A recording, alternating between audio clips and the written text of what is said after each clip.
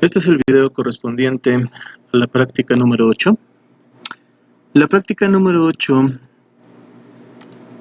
tiene como objetivo el brindarles una introducción a lo que son aspectos básicos del análisis de relieve por medio de un modelo digital de elevación.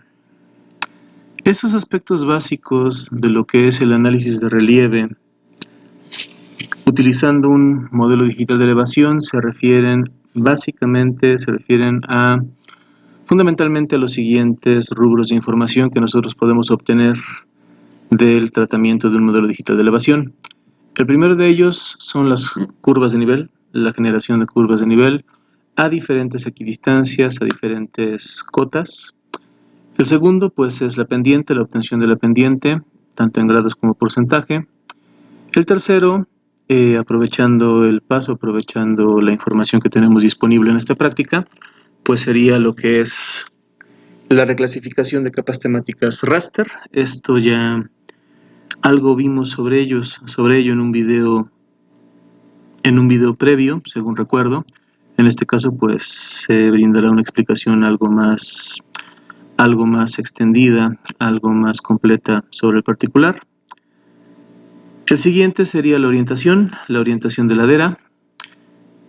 Luego, el sombreado digital del modelo digital de elevación, o lo que se conoce como la creación o la generación del hillshade del modelo digital de elevación.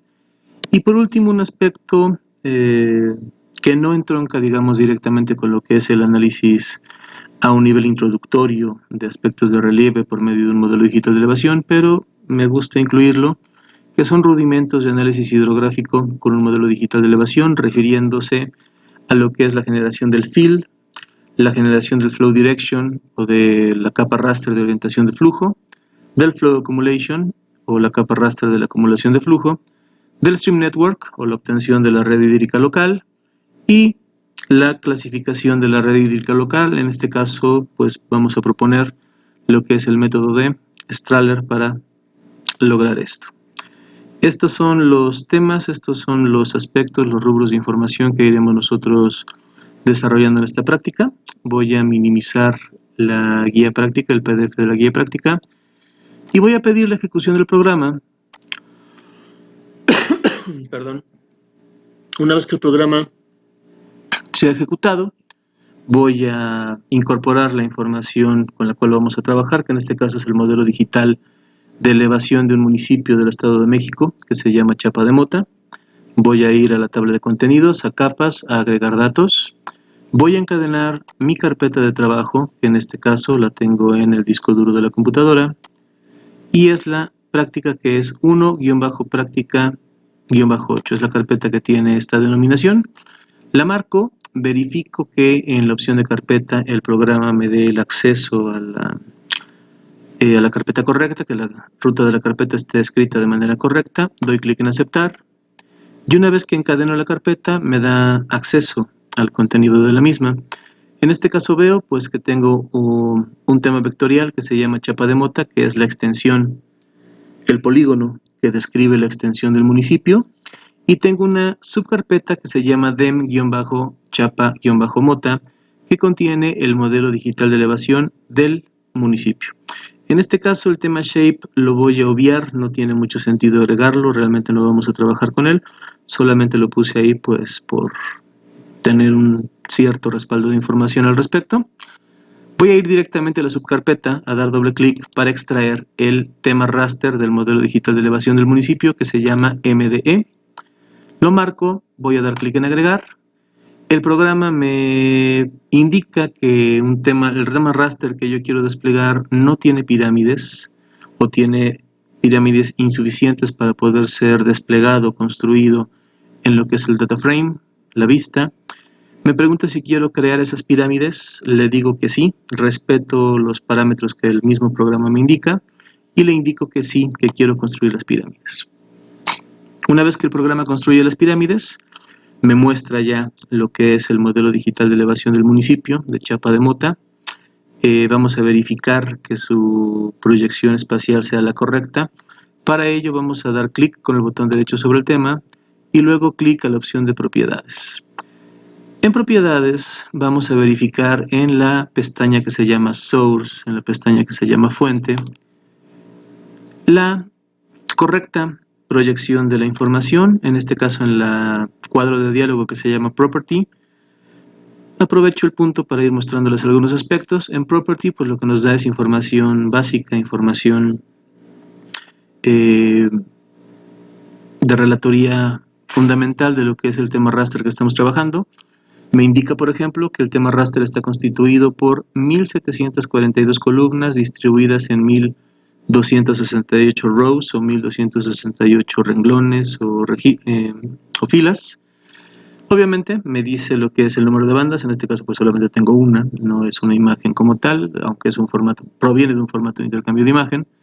El tamaño de la celda me marca que es de 15 metros en el eje de las X y de 15 metros en el eje de las Y. Por lo tanto, el tamaño del píxel es de 15 metros por lado. Me da información pues, sobre el peso del archivo, el tipo de el archivo desde un punto de vista informático, me dice que el formato es grid. Y a lo que yo quiero llegar es, bueno, aparte me da las extensiones totales de margen superior, margen inferior, margen derecho, margen izquierdo del tema raster. Y a lo que yo quiero llegar es a esto, la referencia espacial que me marca que la información está dada en UTM, que corresponde a la zona 14 norte, bajo el datum WGS 1984. Abajo, en la opción del cuadro de diálogo de Data Source o de Data Source, pues me da el tipo de archivo del que se trata, la carpeta de dónde proviene el archivo y el nombre del raster como tal. Lo que quería yo verificar era la referencia espacial, que en este caso pues me doy cuenta que es correcta, UTM zona 14 norte, y la correspondiente pues proyección bajo la cual vamos a trabajar la información. Una vez que verifico esto, aprovechando que también ando por aquí por propiedades, vamos a cambiar la manera en la cual el programa nos está mostrando este modelo digital de elevación. En este caso nos lo está mostrando en una paleta o en una gradación de gris continuo, como si fuera una ortofoto, como si fuera un material proveniente de lo que es la percepción remota. Vamos a cambiar este aspecto, vamos a cambiar la forma en la cual el programa nos está mostrando esta información para poder agrupar los distintos niveles de altitud. Recordemos que un modelo digital de elevación hace referencia, contiene información de lo que es la altitud de una extensión de la superficie del terreno, de forma que el programa nos muestre no el gris continuo que va desde el valor mínimo de 2.248 metros sobre el nivel del mar hasta el valor máximo de 3.330, sino que nos muestre este rango de altitudes, este rango altitudinal segmentado en clases o categorías de información para tener una mejor visualización y para tener una mejor administración de la información de la altitud que contiene este modelo digital de elevación. Para ello voy a ir a la parte de Symbology, voy a ir a la parte de la pestaña de Symbology, doy clic. En este caso Symbology me dice que lo tiene en Stretch, lo tiene como si fuera una ortofoto como tal, en una rampa o en un color de gris continuo, tonos de gris continuos.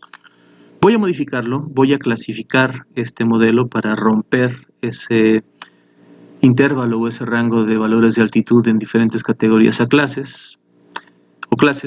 Y para ello, en la parte de Show, voy a dar clic en la opción de Classify.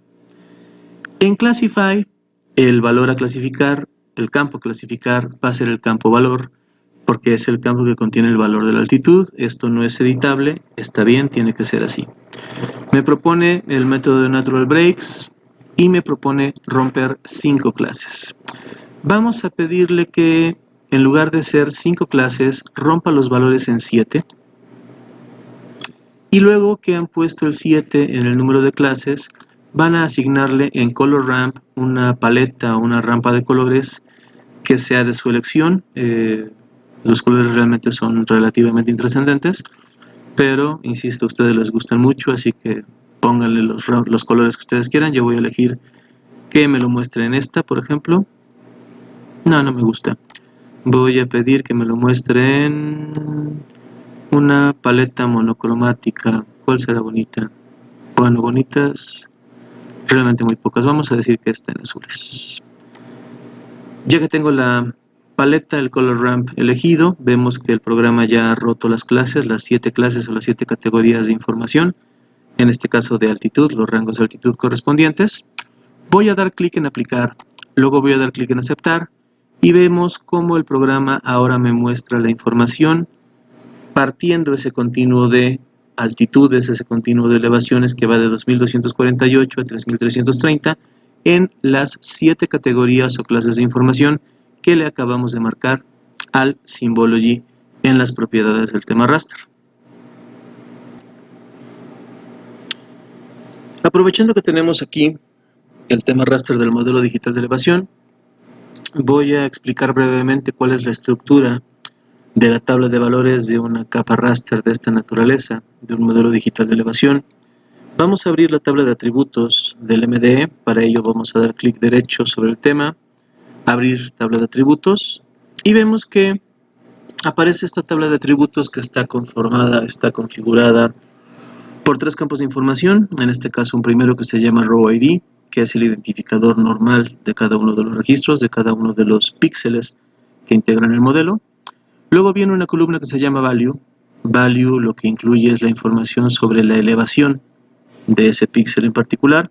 En este caso, por ejemplo, para el ID que corresponde al píxel 0, tenemos un valor de 2248 metros sobre el nivel del mar, que obviamente corresponde al nivel mínimo que está mostrado en la simbología.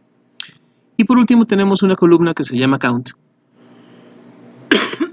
Count, a lo que hace referencia es al número de píxeles en la totalidad del tema raster, en la totalidad del modelo digital de elevación, que comparten ese valor de 2248 metros sobre el nivel del mar. En este caso tenemos 6 píxeles en todo el modelo digital de elevación, en todo el tema raster, que comparten ese 2248, ese valor de altitud.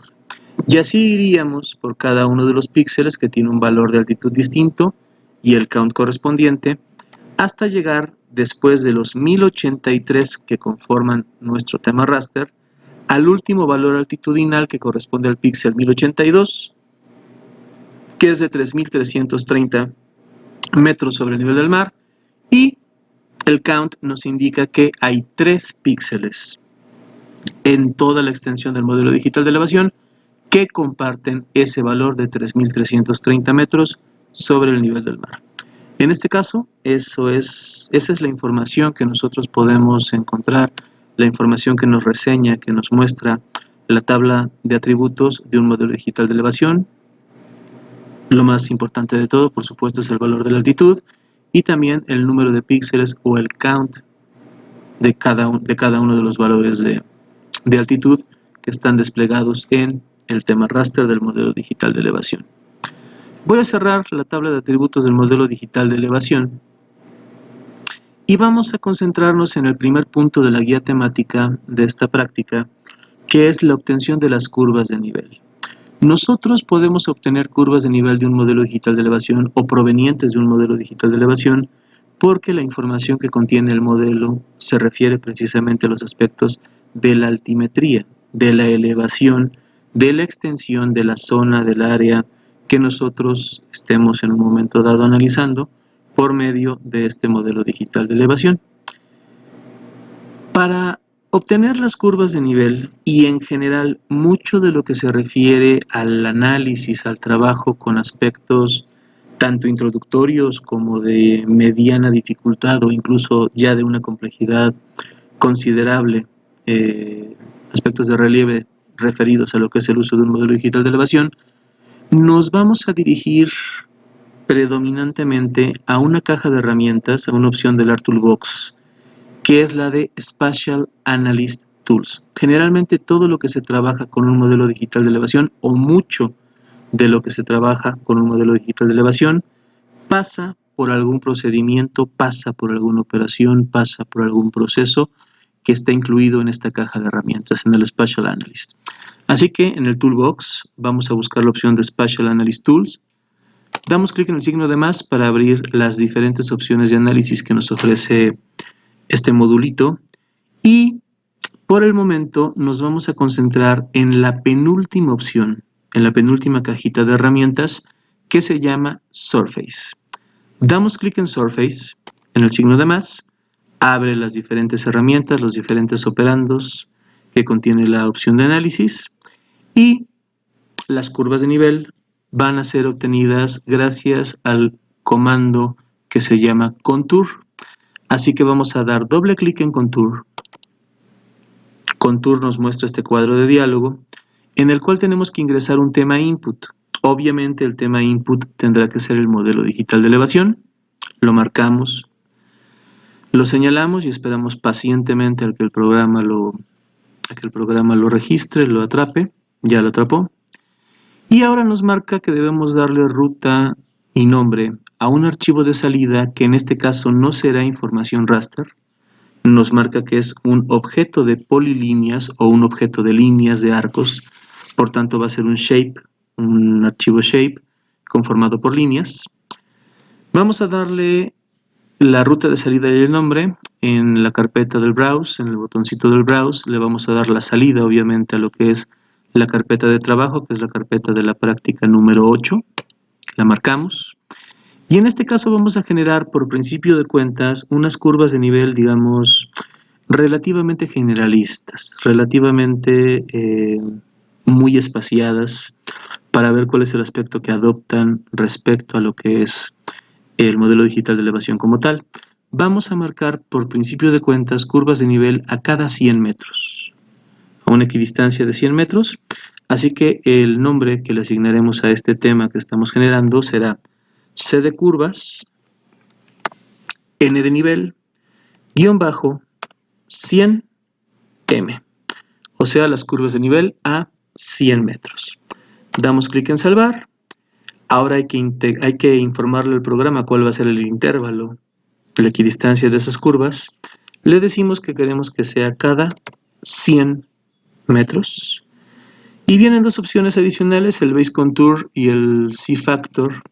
El Base Contour lo marca como opcional. Esta opción hace referencia pues al establecimiento de un contour o de una curva base, o lo que sería lo mismo una cota, para indicar al programa que tal vez queremos generar las curvas de nivel a partir de una cota determinada. En este caso no lo vamos a hacer, vamos a hacerlo con la generalidad, la totalidad de los distintos rangos de elevación que contiene el modelo digital de elevación, por lo tanto no vamos a marcar un contour base. Y el último, perdón, el último valor, el C-Factor, es un valor de compensación, es un valor, digamos, pues sí, de eso, de compensación en un momento dado por efectos de curvatura o de formaciones geométricas que pueda tener el tema de elevación, el raster de elevación. Generalmente ese valor siempre será de 1, como irán viendo, por ejemplo, en los otros aspectos, la orientación, la pendiente, el hillshade y demás, siempre será 1. Por tanto, no lo muevan. Vamos a dar clic en OK. Y el programa va a generar las curvas de nivel, en este caso a 100 metros. Cada 100 metros, esperamos que lo haga.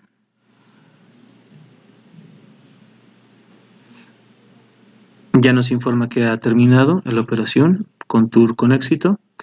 Y aparecen estas curvas de nivel, en este caso aparecieron también en color azul, pero creo que se alcanzan a distinguir bien, independientemente de que yo tenga el raster en azul. Bueno, como no sé qué es lo que haga YouTube con los colores, mejor voy a cambiar mi paleta de colores, mi color ramp del modelo digital de elevación, y la voy a llevar a una paleta de colores muy masculina con este color rosita, para que haga contraste. Bien, ahí ya hay un mayor contraste.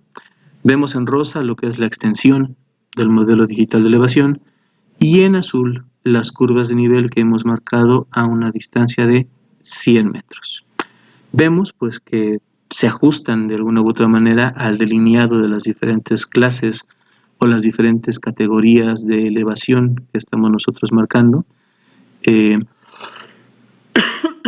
este caso son curvas de nivel muy generales, muy generalistas, a una equidistancia de 100 metros. Obviamente no son 100 metros en la extensión plana del raster, sino que son 100 metros en la división o 100 metros en la distribución de los rangos altitudinales. Por lo tanto, ustedes no van a esperar tomar la regla y medir de esta línea a esta línea y encontrar 100 metros planos sobre el terreno. No, hay 100 metros de elevación de diferencia entre esta curva de nivel y esta otra curva de nivel.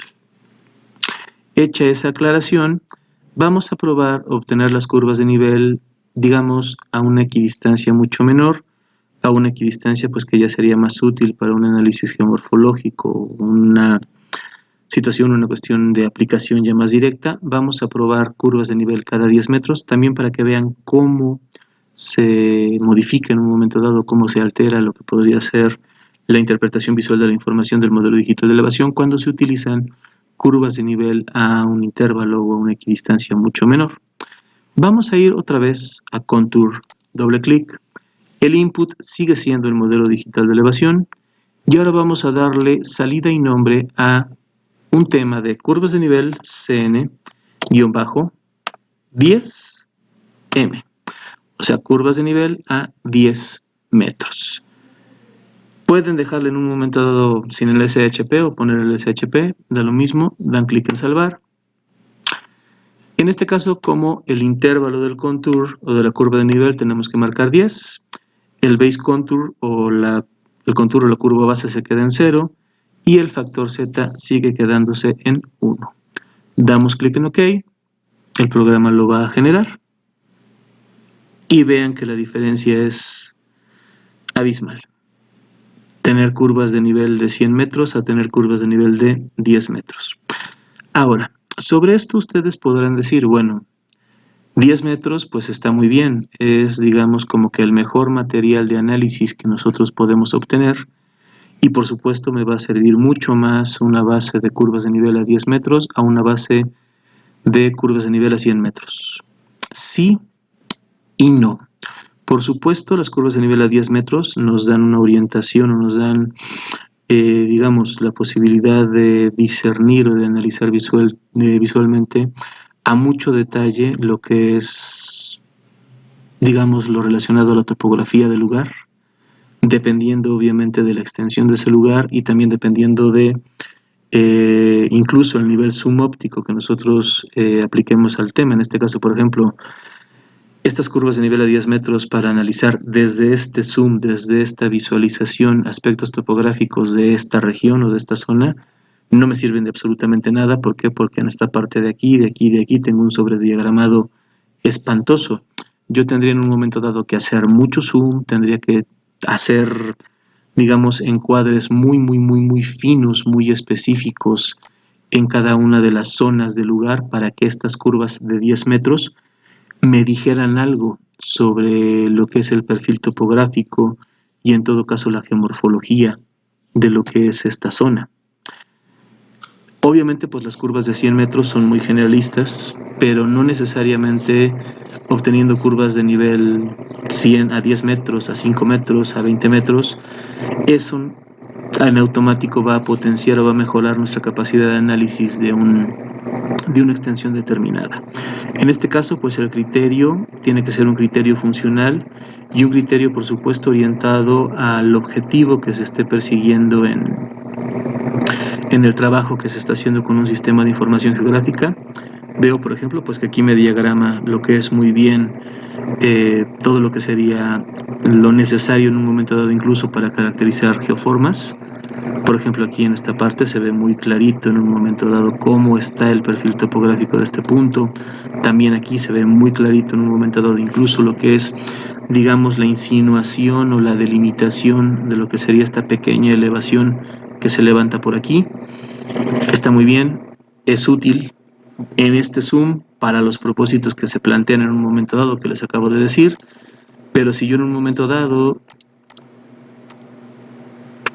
aplico menos zoom o me voy al zoom total del modelo digital de elevación, esas curvas de nivel de 10 metros ya no me sirven de absolutamente nada o me sirven de muy poco.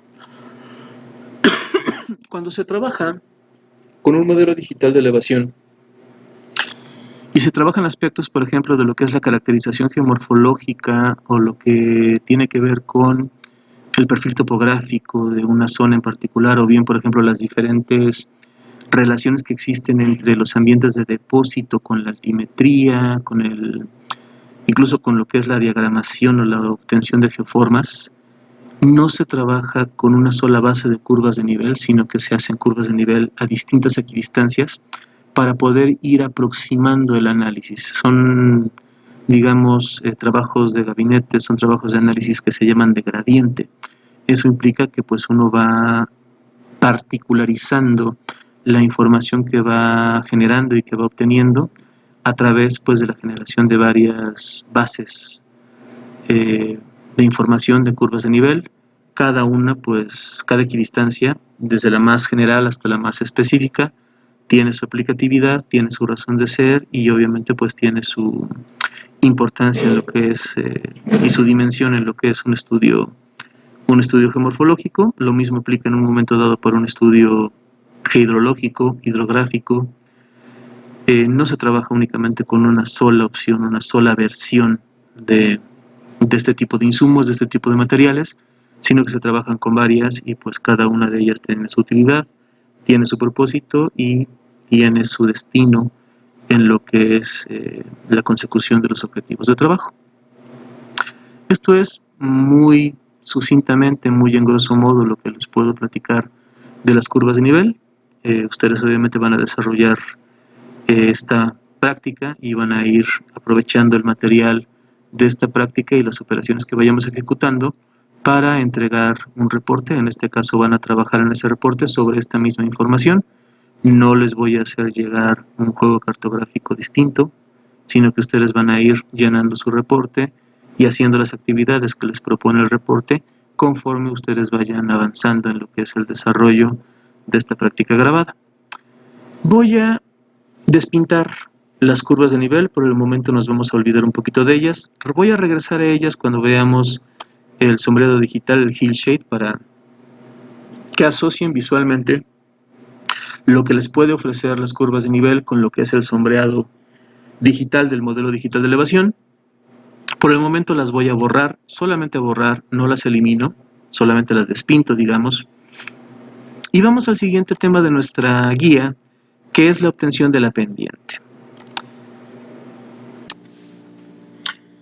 La pendiente, a lo que hace referencia, en el entorno de trabajo de un sistema de información geográfica con lo que sería un modelo digital de elevación, pues es a un grado o a un nivel de declive que existe entre un punto topográfico considerado como cero o un punto topográfico considerado como una base respecto de lo que es el ángulo que describen las diferentes formas que concurren con ese punto topográfico considerado como cero o considerado como una base.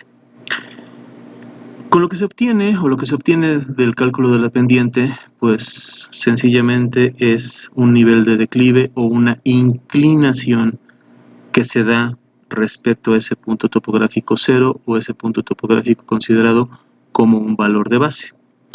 Hay dos maneras, hay dos expresiones bajo las cuales nosotros podemos obtener el cálculo de pendiente de un modelo digital de elevación en un SIG.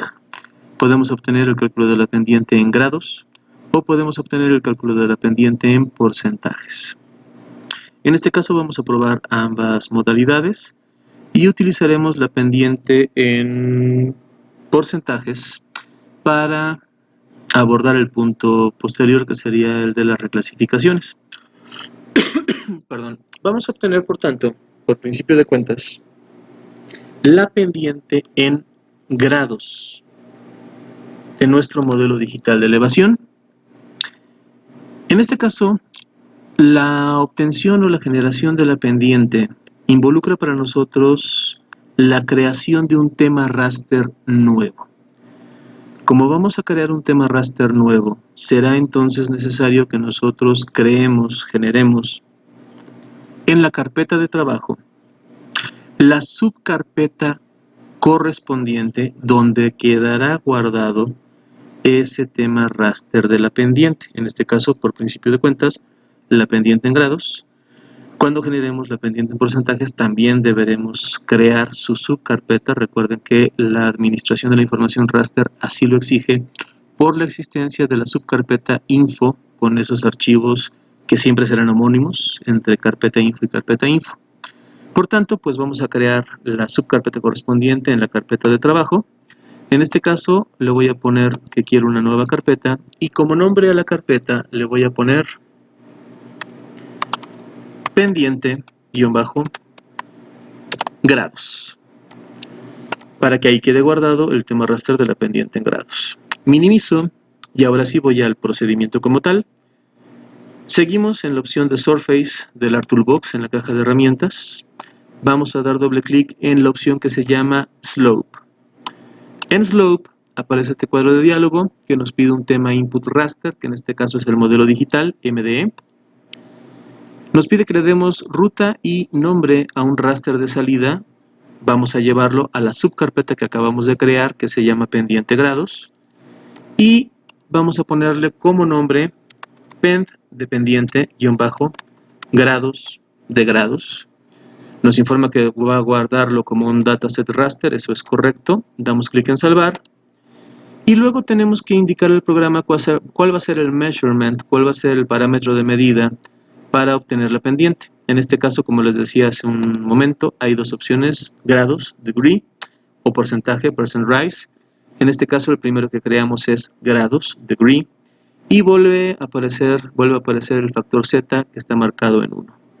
Doy clic en OK y voy a esperar que el programa me marque la pendiente en grados. Ya lo ha hecho. Como podemos ver, aparece este tema raster nuevo, en el cual podemos observar lo que es la gradación de los diferentes niveles de pendiente que tenemos en el terreno. En este caso va desde una pendiente en 0 hasta 45.97 grados, que sería la pendiente máxima en grados, asociado a un código de colores en donde podemos apreciar que las zonas llanas, las zonas que no tienen declive, que no tienen inclinaciones, aparecen en diferentes tonos de verde, y conforme este verde se va trasladando hacia el amarillo, naranja y luego el rojo, obtenemos ya en el código de color rojo pues lo que son las zonas que tienen un relieve más abrupto, un relieve más accidentado, el cual corresponde necesariamente a lo que serían las pendientes más marcadas, las pendientes más considerables, con mayor inclinación, con mayor declive, que encontramos en la zona que estamos en este momento analizando. Van a notar dentro de un momento que obtengamos la pendiente en porcentajes, que aunque los dos cálculos de la pendiente son obtenidos utilizando parámetros, una parametrización distinta, van a comportarse por lo menos visualmente de una manera sorprendentemente similar. Vamos a obtener en este momento la pendiente en porcentajes, así que vamos a la carpeta de trabajo, vamos a crear la subcarpeta correspondiente a la cual le vamos a poner por nombre pendiente-porcentajes, pendiente en porcentaje, en porcentajes dejen el plural, da igual.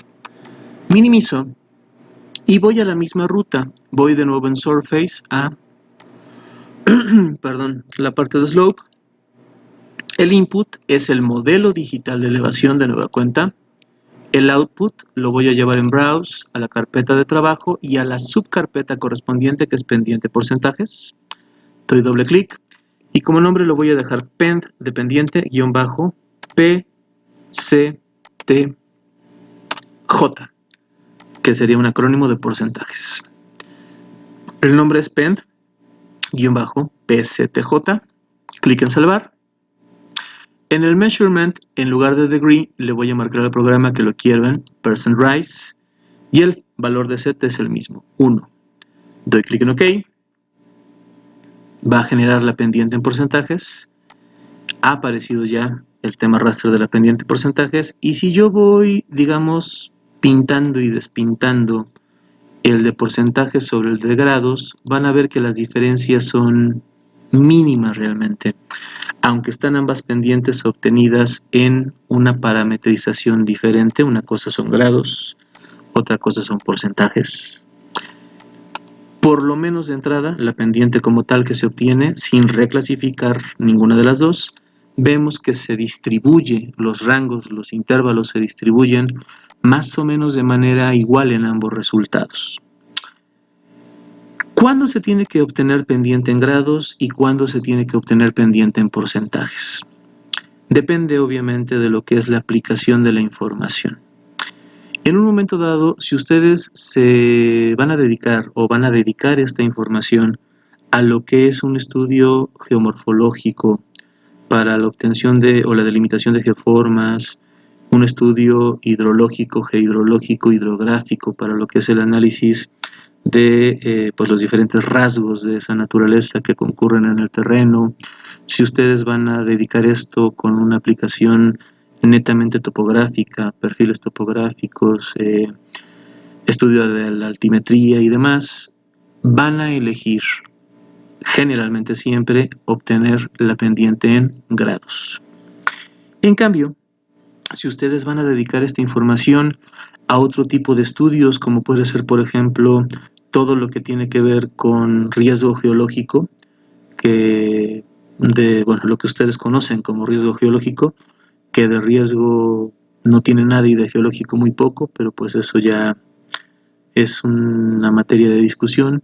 Si ustedes, por ejemplo, van a dedicar esto a cualquier rasgo, cualquier aspecto, cualquier rubro de información que tenga que ver con lo que se conoce como ordenación u ordenamiento territorial expresado en su base operativa, que es la planificación física con base ecológica, y por tanto ustedes lo que necesitan es caracterizar la superficie, o sea, áreas, segmentos o porciones de una superficie a ese nivel, con esa expresión de superficialidad. Ustedes van a preferir obtener la pendiente en porcentajes. Vamos a aprovechar que tenemos la pendiente para ver un pequeño tema que es el tema de las reclasificaciones. Esto, según recuerdo, ya hemos visto un poquito algo en un video anterior. Aprovecho que tengo el material pues para explicarlo de una manera mucho más extensa. Vamos a trabajar para las reclasificaciones con lo que es la pendiente en porcentajes. Vamos a plantear 3 ejemplos utilizando los 3 métodos de reclasificación más frecuentes, más comunes en el trabajo cotidiano con un sistema de información geográfica, que es reclasificar bajo el método de natural breaks o los cortes naturales, reclasificar bajo el método de equal interval o intervalos iguales y reclasificar de manera manual la información, o sea, de forma que nosotros como usuarios, como analistas, le indiquemos al programa cuáles van a ser los parámetros para realizar esa reclasificación. Vamos a ello. La primera reclasificación que haremos será bajo natural breaks. Así que de una vez preparo la subcarpeta para el tema raster que voy a generar.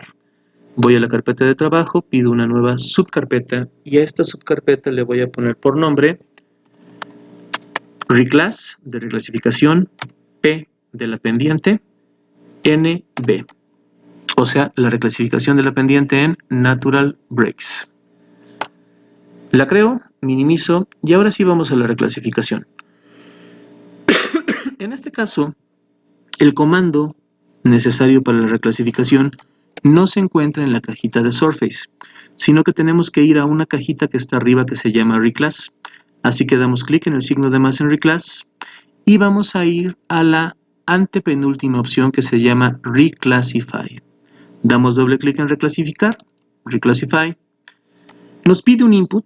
En este caso el input es el tema raster que queremos reclasificar, que es la pendiente en porcentajes, así que damos clic en la pestaña y le marcamos que es pendiente en porcentajes. El valor a reclasificar o el campo a reclasificar siempre será valor, o sea el valor de la pendiente. Y para poder ingresar los parámetros de la reclasificación que estamos proponiendo, tenemos que dar clic en el botón de clasificar o classify. Damos clic en classify.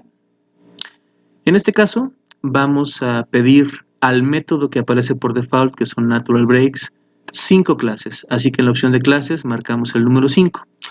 Natural breaks es un método para reclasificación de información que lo que plantea es una división de los segmentos o una partición de los diferentes intervalos en los cuales va a quedar dividida la información de acuerdo a un parámetro estadístico. En este caso, el parámetro estadístico que utiliza de una manera más asidua es la varianza.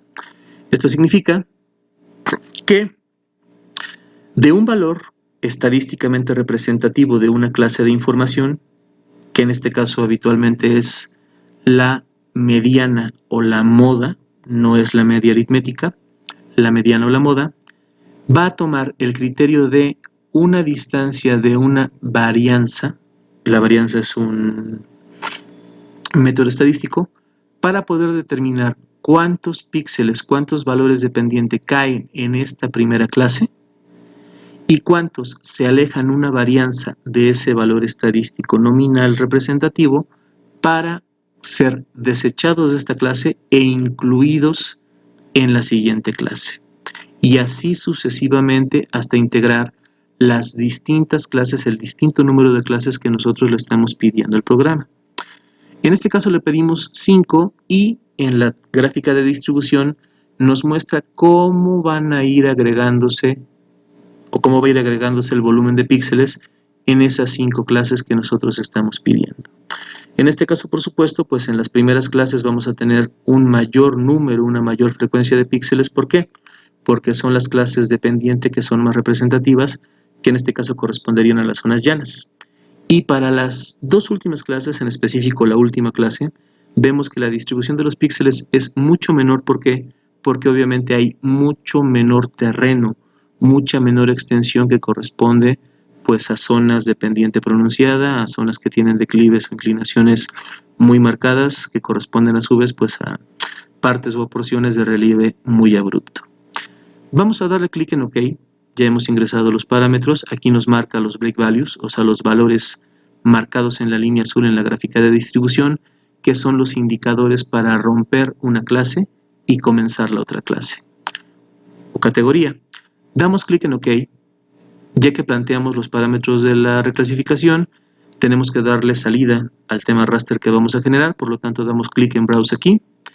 Lo llevamos a la carpeta correspondiente que se llama reclass PNB, reclass de la pendiente Natural Breaks, y le vamos a dejar como nombre al tema raster rec de reclasificación P de pendiente NB de Natural Breaks, la reclasificación de pendiente Natural Breaks, y le vamos a agregar un guión para ponerle 5C, o sea, la reclasificación en 5 clases. Damos clic en salvar, damos clic en OK y esperamos a que el programa genere la reclasificación. Cuando la genera, nosotros vemos que el aspecto de la información cambia dramáticamente. Cambia dramáticamente porque ya no nos está mostrando estos rangos, estos intervalos de pendiente, sino que estos rangos o intervalos de pendiente han sido agrupados en clases o categorías de pendiente. En este caso, una pendiente clase 1, 2, 3, 4, hasta la última que es una pendiente clase o categoría 5.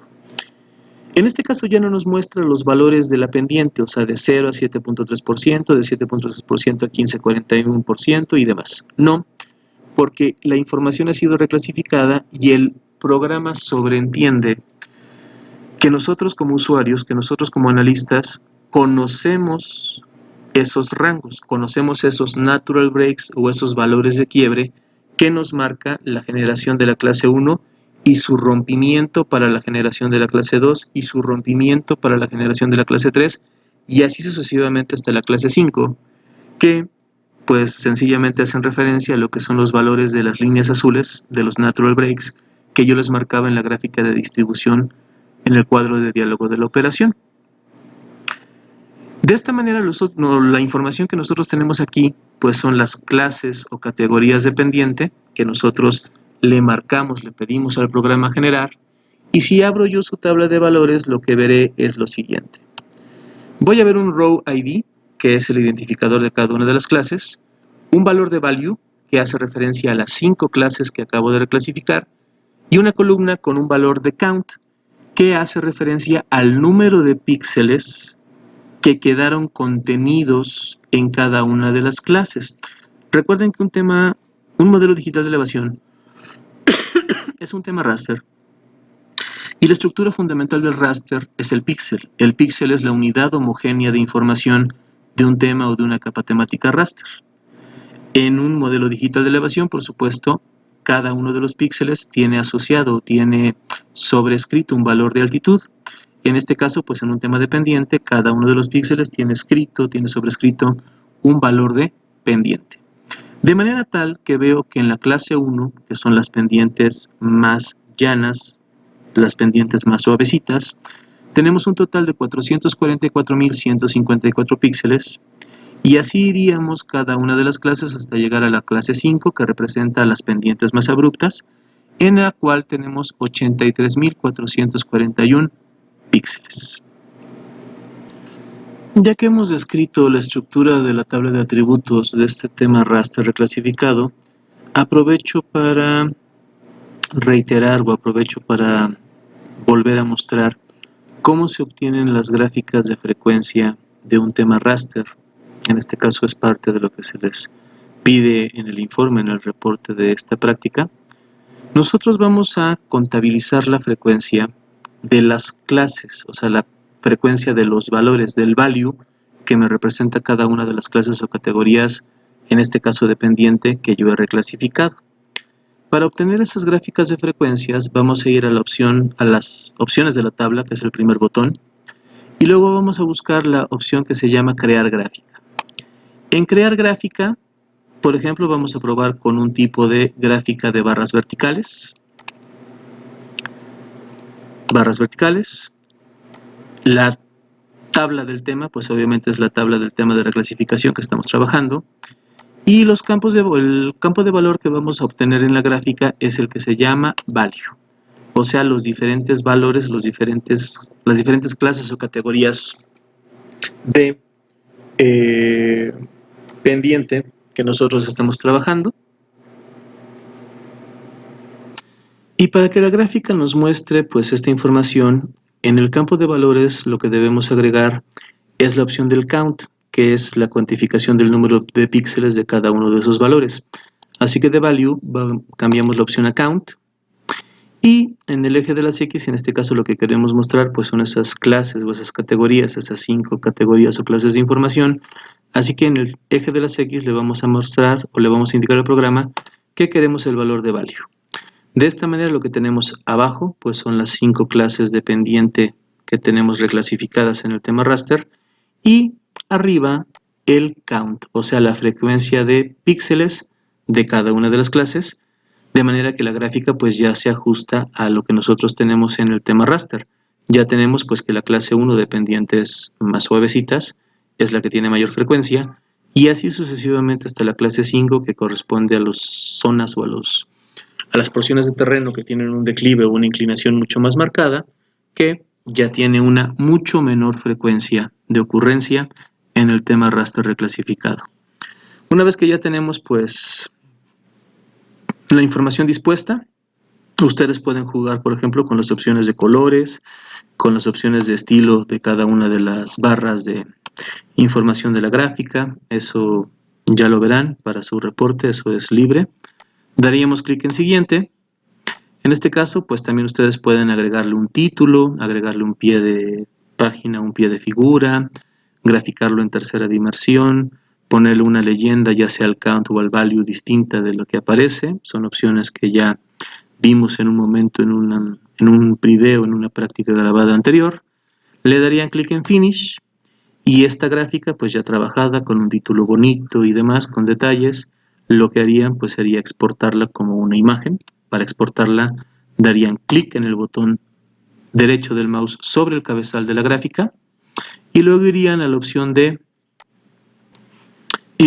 exportar. Tienen que seleccionar primero pues el formato de intercambio más común, que es JPG, y tendrían pues aquí que ponerle una calidad. Lo importante son los DPIs. En este caso pues sería un DPI mínimo, digamos, de 300 puntos por pulgada, y que se maneje al 100% de calidad. Darían clic en salvar, le asignarían un título. En este caso, por ejemplo, lo llevarían a la carpeta de la práctica correspondiente, que es la carpeta de la práctica número 8, y aquí pueden escribirle un título. Por ejemplo, voy a poner gráfica-1, le darían clic en guardar, y revisando pues su práctica, la carpeta de la práctica, aquí ya aparecería la gráfica número 1, guardada como un JPG. Voy a dar clic en Close a esto, voy a dar clic en salir de la gráfica, solamente aproveché el punto, aproveché el paso para volver a marcar el procedimiento para su obtención. Y digamos pues que esto ha sido lo correspondiente a lo que es la reclasificación de un tema raster. En este caso reclasificamos nosotros la pendiente en porcentajes, llevándola de los 9 segmentos originales de la obtención de la pendiente como tal, a una reclasificación que maneja únicamente 5 categorías, 5 clases agrupadas de valores, de rangos de pendientes, mejor dicho, en lugar de valores, ¿no? De rangos de pendiente. Y la información que nos genera pues el tema reclasificado es esta, la cual pues podemos expresar en una tabla de frecuencias. Voy a salir de la tabla de atributos de la reclasificación de la pendiente y vamos a ocuparnos de el segundo método de reclasificación que vamos a revisar. En este caso ya no haré las gráficas, ya solamente procederé a lo que es el método, que es el método de Equal Interval. Vamos a ir haciendo la operación. En Surface, bueno, minimizo Reclass, voy a Surface de nuevo y voy a la opción, perdón, no minimizo Reclass, al contrario, sigo en Reclass y voy a la opción de Reclassify. Doble clic en Reclassify. El input raster es la pendiente en porcentajes. El campo a reclasificar es valor, doy clic en clasificar y en este caso voy a elegir el método que se llama Equal Interval y a Equal Interval le voy a pedir 5 clases. ¿Cuáles son las diferencias entre Equal Interval y Natural Breaks? Yo les decía hace un ratito que en Natural Breaks se utiliza un valor estadístico para romper y diferenciar las clases. Lo que hace Equal Interval es algo muy distinto. Equal Interval lo que hace es manejar valores de rompimiento de las clases de manera que como producto de la reclasificación el resultado quede distribuido en clases o en categorías que sean proporcionales. Lo que intenta es distribuir el número de píxeles de la manera más proporcional posible entre las clases que se le piden al método. Si yo tuviera, por ejemplo, 10 píxeles y al método le pidiera 5 clases, el método lo que intentaría hacer sería ajustar 2 píxeles por clase. Obviamente esto pues no va a ser nunca exacto en esa proporción que yo les manejo en un momento dado del 20%, sería 10 dividido entre 5 clases, sino que pues el programa aproxima el gradiente lo más que puede a esa distribución conforme, a esa distribución proporcional del conjunto o del número total de píxeles del tema raster en las diferentes clases. En este caso pues le estamos marcando un equal interval, un valor de 5 clases y el programa propone esta división, esta agrupación de las diferentes categorías con estos break values. Vamos a tomársela por buena, daremos clic en OK y vamos a darle salida y nombre a esta información. Necesitamos crear la subcarpeta en donde va a quedar guardado, así que vamos a la carpeta de trabajo, pedimos una nueva subcarpeta y a esta le pondremos por nombre reclass P de pendiente EI, o sea el reclass de la pendiente en Equal Interval. La marcamos para ya crearla y ahora sí vamos a Browse para darle salida y nombre. Vamos a la carpeta de la práctica 8 y en la subcarpeta que se llama reclass PEI le vamos a poner por nombre rec de reclass P de pendiente EI de Equal Interval 5C, porque son las 5 clases que hemos venido manejando. Ya que le damos ruta y nombre, damos clic en Apply y esperamos la aparición del Reclassify correspondiente. Cuando el programa ya obtiene lo que es la reclasificación de la pendiente, en este caso por el método de Equal Intervals, vamos a abrir la tabla de valores del resultado y vemos pues que el programa ha intentado hacer su mejor esfuerzo para reclasificar Estos valores de pendiente en 5 clases más o menos homólogas, más o menos proporcionales, obviamente, por supuesto, dada la naturaleza de la información y el perfil de relieve del lugar, esto será más o menos exitoso dependiendo de la variabilidad que tengamos nosotros en el perfil altitudinal y en el perfil de pendientes de la zona. En este caso pues tenemos diferencias muy grandes y por tanto esa agrupación de clases de manera conforme, de manera proporcional, no es tan evidente. El último método de reclasificación es el método manual, el método mediante el cual el usuario le va a indicar al programa tanto el número de clases como los valores de rompimiento, los break values de esas clases.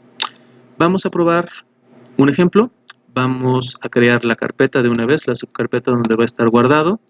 Vamos a la carpeta de trabajo, pedimos una carpeta nueva a la cual le pondremos reclass, P de pendiente, man de manual y luego y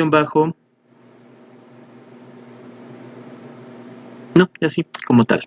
Reclass P, man. La reclasificación de la pendiente manual. Cerramos la carpeta y vamos a el procedimiento. Otra vez en reclass, vamos a reclassify, pedimos un input raster que es la pendiente en porcentajes original, el campo clasificar es value, vamos al botón clasificar, en este caso primero tenemos que marcar el número de clases, que son 5, y ya que marcamos el número de clases, ahora sí pedimos el método que es manual. ¿Por qué? Porque vean que cuando marco manual, el número de clases muere, ya no nos permite editar. Entonces, en el caso de manual, primero se piden las clases y luego se da clic en el método manual. Y vamos a pedirle, pues, romper clases de forma manual a distintos break values. Vamos a probar, por ejemplo, un primer break value que sea de 5%, un segundo break value que sea, por ejemplo, pues de 15%, un tercer break value que sea de 25%, un cuarto break value que sea de 50%, y pues aquí podemos pedir el 100% o dejar el valor nominal que tenemos ahí. Yo voy a dejar el valor nominal que tenemos ahí y vemos cómo estamos creando una reclasificación pues hasta cierto punto no muy proporcional. Vean que las primeras categorías, las primeras clases que estamos marcando tienen una alta frecuencia de píxeles, mientras que las últimas dos tienen una muy baja frecuencia de píxeles. Solamente lo hacía notar, damos clic en OK y le damos ruta y salida a esta información. Damos clic en el Browse, lo llevamos a su carpeta que es reclass pman y a este le vamos a poner por nombre rec de reclasificar, P de pendiente, M de manual, -5C de las 5 clases.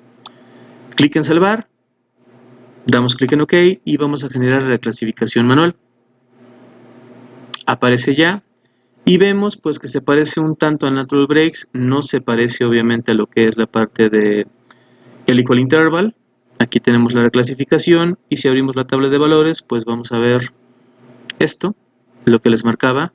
Las primeras dos, posiblemente 3 clases tienen mucha frecuencia en los píxeles y las últimas dos ya tienen muy poca, específicamente la 5 tiene ya muy poca comparada con las 3 primeras. Estos 3 fueron los métodos de reclasificación más utilizados cuando se trabaja esta operación en un tema raster: el método de Natural Breaks, el método de Equal Interval y el método manual o la asignación manual de las clases. Voy a despintar lo que hemos venido generando, únicamente lo despinto, no lo elimino. El siguiente tema, el siguiente punto es lo que es la obtención de la orientación o la orientación de ladera en un momento dado de un modelo digital de elevación. La orientación es un aspecto importante cuando se trabajan aspectos de relieve en un modelo digital de elevación porque nos va a dar información sobre la exposición de un punto o la exposición de un píxel en este caso, o de un conjunto de píxeles también, respecto a lo que son los elementos del medio. Lo explico en 2 minutos cuando tengamos ya el resultado. Para obtener la orientación o la orientación de ladera de un modelo digital de elevación, vamos a volver a Surface, en este caso ahora sí ya, Minimize Class. Regresamos a Surface y vamos a dar doble clic en el martillo en el comando que se llama Aspect. Doble clic en Aspect, vamos a generar la orientación del modelo, así que vamos a la carpeta a crear su subcarpeta correspondiente, a la cual pues simplemente le pondremos de forma homónima orientación. Un input, el input es el modelo digital de elevación, y el output hay que darle ruta y nombre a esa subcarpeta de orientación que acabamos de crear, y como nombre pues de igual manera pónganle orientación. Salvar, damos clic en OK y el programa va a generar el raster correspondiente.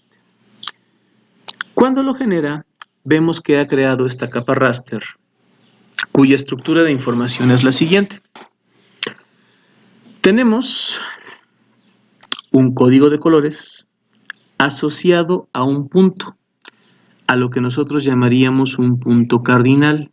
En este caso tenemos flat, que correspondería a todos los vientos. Luego norte, noreste, este, sureste, sur, suroeste, oeste, noroeste y norte. ¿Qué me indica esto? Voy a hacer un zoom a cualquier parte de la orientación.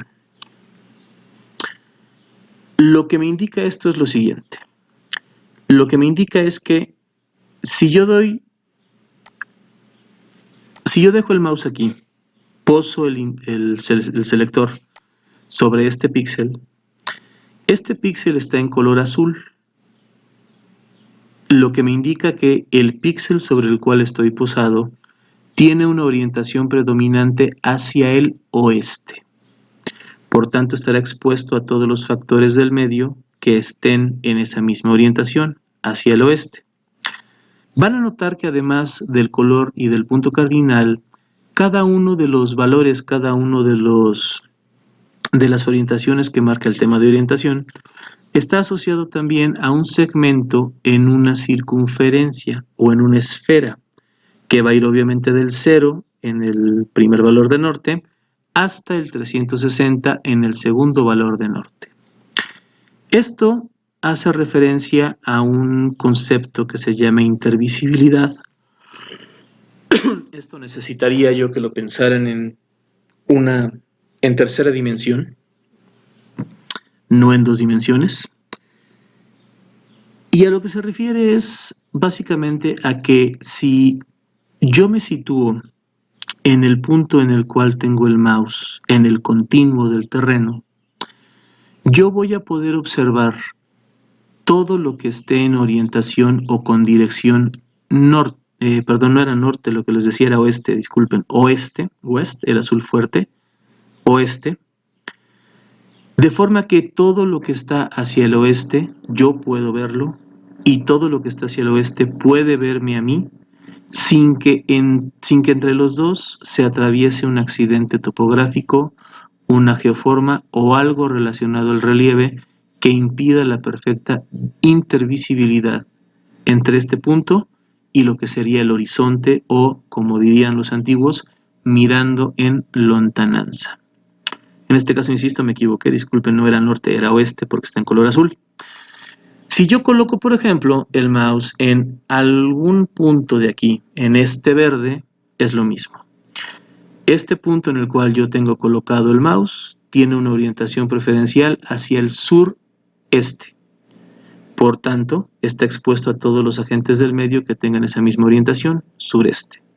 Y por tanto, si yo estuviera colocado en este lugar, yo podría ver todo en el continuo del terreno hasta la línea de horizonte en lontananza, y todo lo que esté en esa dirección podría verme a mí sin que entre los dos puntos se encontrara o interfiriera un accidente topográfico, algo de una geoforma o algo relacionado al relieve como tal.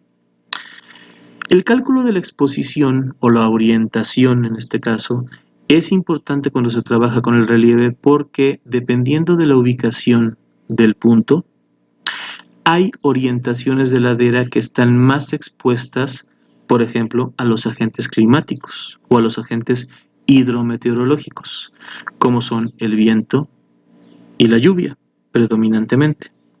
Y ustedes saben que el viento y la lluvia, pues son, digamos, agentes catalizadores o agentes desencadenantes de muchos procesos geológicos. Por ejemplo, habitualmente cuando se trata de un movimiento de ladera o de un movimiento de terreno, una precondición, una condición previa es el hecho de que haya ocurrido una precipitación muy fuerte y por tanto pues aquellos puntos, aquellas orientaciones de ladera que estén más expuestas a la acción de la lluvia serán más susceptibles a sufrir un movimiento de ladera.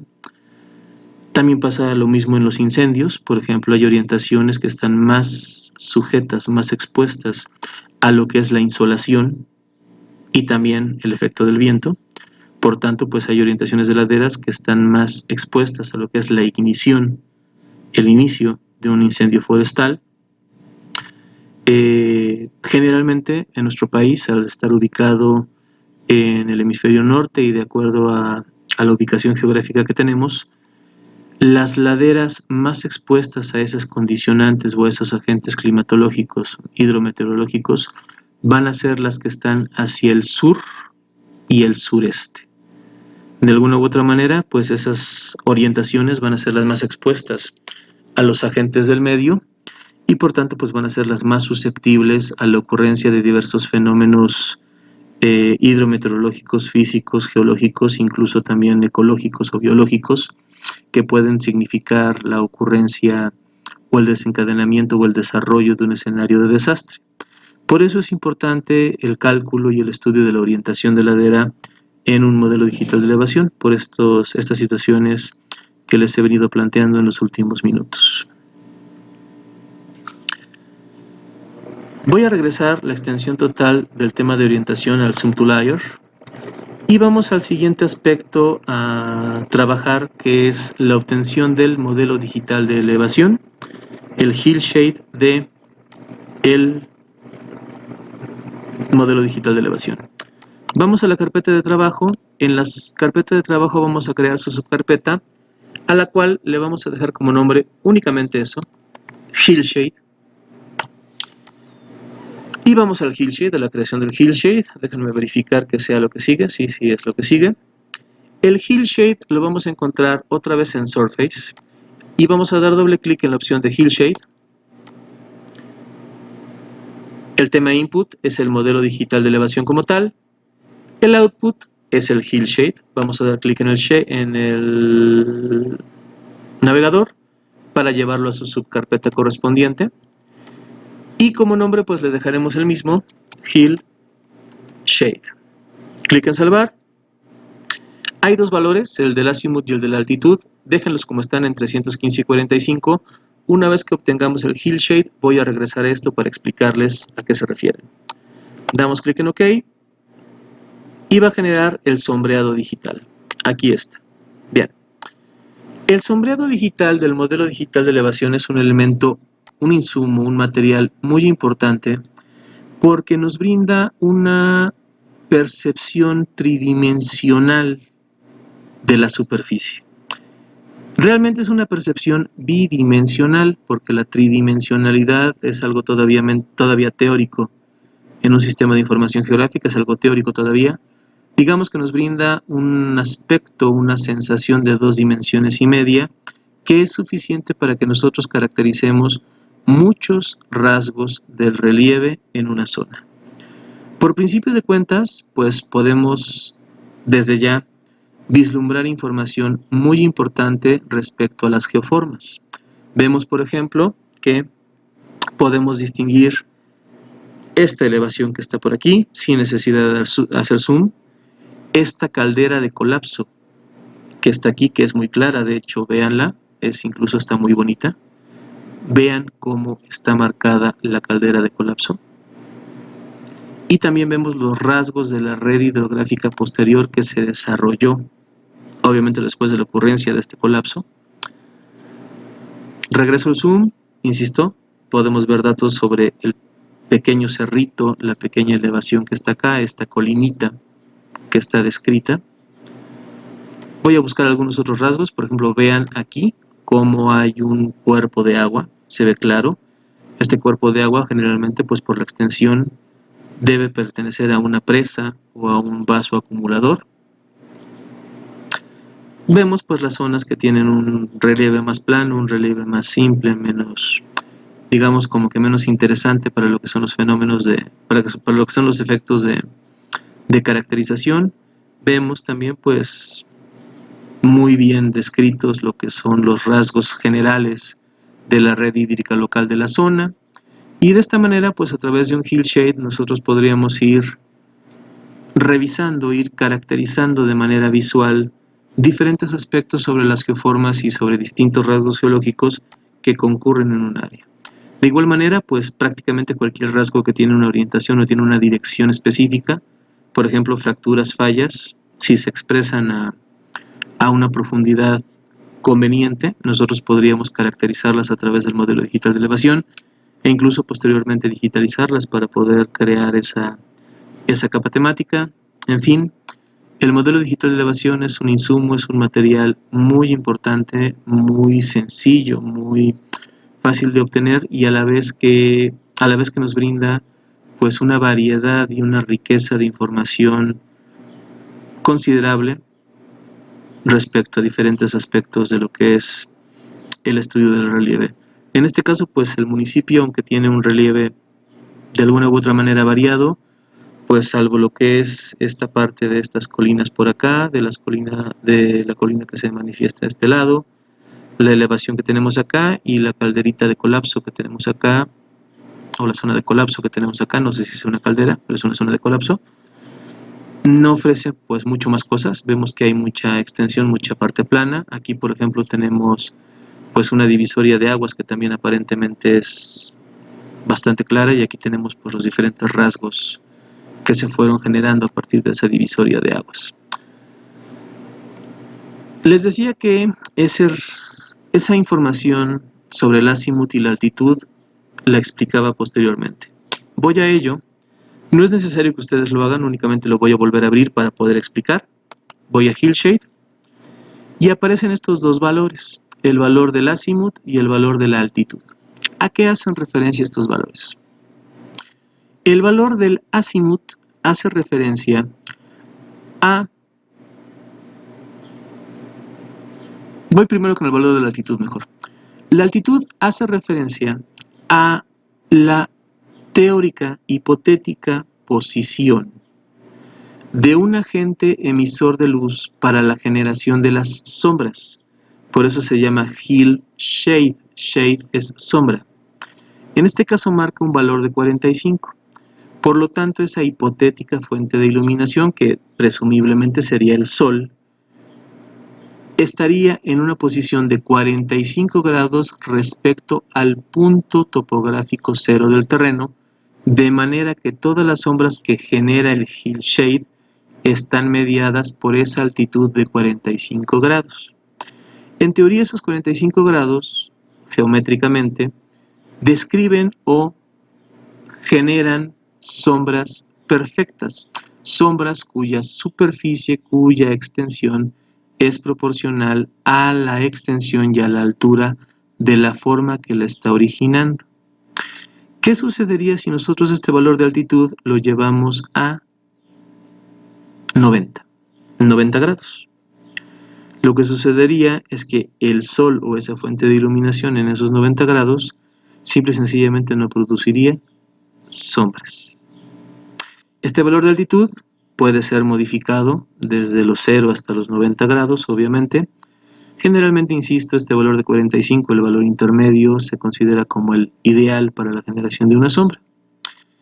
Y el valor de arriba, el del azimut, el de 315, insisto, necesito que esto lo vuelvan a pensar de una forma tridimensional, piénsenlo como una esfera, sería el valor de compensación en el semieje contrario de esos 45 grados. Nosotros tenemos en un momento dado aquí 4 ejes, un eje X y un eje Y, que nos van a dar la ubicación del punto, la ubicación del píxel. Un eje Z, que en este caso es el valor de la altitud, y luego tendríamos un eje Z', que sería el valor del azimut, el valor que en la circunferencia de 360 grados tridimensional en una esfera sería el valor del eje primo que compensa esos 45 grados del valor de la altitud. Cuando ustedes realizan un trabajo geomorfológico, de caracterización geomorfológica y demás, el modelo digital de elevación, el hillshade, perdón, el sombreado digital del modelo digital de elevación siempre va a ser un aspecto necesario, es un rubro de información, es un material fundamental, inicial, básico para lo que es el estudio del relieve utilizando un modelo digital de elevación. Seguiríamos con lo que son los rudimentos de análisis hidrográfico con un modelo digital de elevación. Voy a despintar el hillshade que acabamos de crear y vamos a la rutina de generación de información para ese análisis hidrográfico. El primer punto sería la generación de un fill del modelo digital de elevación. ¿Qué es un fill? Un fill es un procedimiento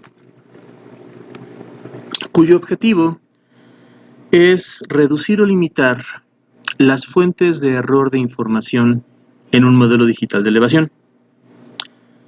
Es un proceso que ayuda, digamos, a repasar el contenido de los valores codificados en cada uno de los píxeles que integra un modelo digital de elevación, de forma que el programa revisa el contenido del modelo digital de elevación y sobreescribe una versión nueva de ese modelo, eliminando las fuentes de error. Por ejemplo, si en un momento dado en el modelo digital de elevación hay píxeles que no tienen codificado un valor de altitud, o bien ese valor de altitud es un valor anómalo, el fill subsana, corrige esa fuente de error y nos genera un archivo raster, digamos, con un modelo digital de elevación reversionado, revisado y, entre comillas, muy entre comillas, pero mejorado de alguna u otra manera, en la cual pues espera que esas fuentes de error sean menores comparadas con la versión original del modelo digital de elevación. No es una interpolación, no es un resampling como se planteaba en su momento en Global Mapper para la generación del modelo digital de elevación, es un procedimiento distinto, solamente es un fill, es un rellenado, digamos, del modelo digital de elevación, es un repaso y un rellenado de la versión original del modelo digital de elevación, pero esta vez generando un tema raster nuevo que se asemeja en un 99.9% al modelo original. Por tanto, pues para generar el fill necesitamos generar la subcarpeta correspondiente en la carpeta de trabajo, así que vamos a ello, vamos a generar la subcarpeta que se va a llamar simplemente así, fill, y vamos a calcular el fill, vamos a generar el fill del modelo. En este caso, ya nos olvidamos un poquito de lo que es la opción de Surface en la caja de herramientas, y ahora vamos a dar clic en el signo de más de la opción de Hydrology, para poder encontrar los operandos, las funciones, las operaciones que vamos a utilizar de ahora en adelante. La primera es fill, así que damos doble clic en fill, nos pide un input raster, que en este caso es el modelo digital de elevación original. El output, damos clic en browse y lo llevamos a su subcarpeta que es fill, y como nombre pues también le pondremos fill.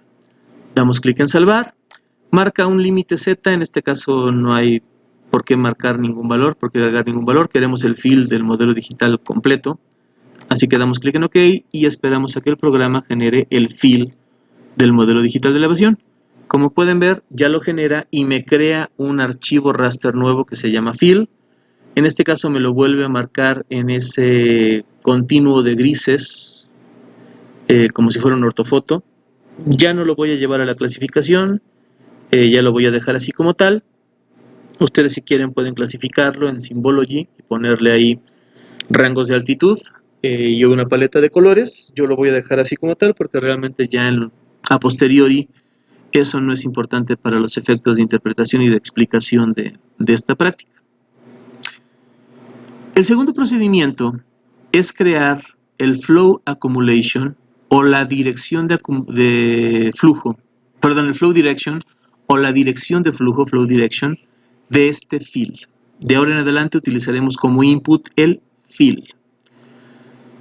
El flow direction es algo muy importante y es algo incluso relativamente entretenido porque nos va a dar información sobre el comportamiento de la lámina de agua en la superficie del terreno. ¿De qué manera? De la siguiente. Hagamos primero el flow direction.